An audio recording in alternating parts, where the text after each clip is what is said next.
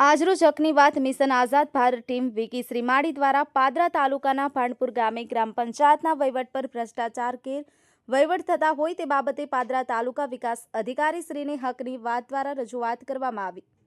ગ્રામ પંચાયતનો વહીવટ કરતા તલાટી અને સરપંચને ઉપરી અધિકારીનો કોઈ પણ ડર રહ્યો નથી અને અધિકારીઓ પણ સ્થળ વિઝિટ કરતા નથી, જેથી કરી અને ગ્રામ પંચાયતમાં વહીવટ કરતા લોકોને મન ફાવે તેવો વહીવટ કરવાની ટેવ પડી ગઈ હોય।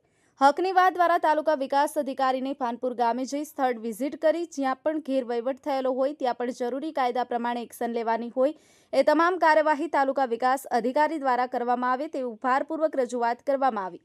આવા વહીવટથી જો વિકાસના કામોમાં કે ગેરવહીવટ જે પણ તલાટી સરપંચ પકડાય તો તેઓ પર કડકમાં કડક દાખલારૂપી કાર્યવાહી કરવામાં આવે, જેથી કરી પાદરા તાલુકાના બીજા ગામોમાં પણ આવા ગેરવહીવટ થતા અટકે અને ગ્રામ પંચાયતના કામોનો સરળ રીતના ગ્રામજનોને લાભ મળે તેવી રીતના વહીવટ કરવામાં આવે તેવી માંગ સાથે તાલુકા વિકાસ અધિકારીને રજૂઆત કરવામાં આવી હતી।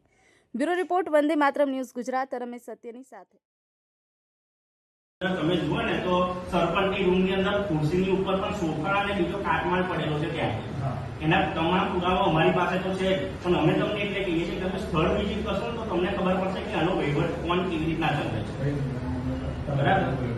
અને ગંદકીથી ખતબદલે છે ગામ, કોઈ પણ જાતની ત્યાં કોઈ વાત સાંભળવા માટે તૈયાર છે નહીં, બરાબર। ત્યાંના જેટલા પણ ભૂમિગત આવે એના નળના પાણી છે ખુલ્લાની અંદર ગમે તેવા પડી રહેલા છે। એટલે આપણે તો આપણે એવી રાખીશું તો તમે ગામના દરેક ગામના વિકાસ માટે બેઠા હોય ને તો વિનાશ થતો હોય તો તમારે કંઈક એક્શન તો સાહેબ લેવું પડશે।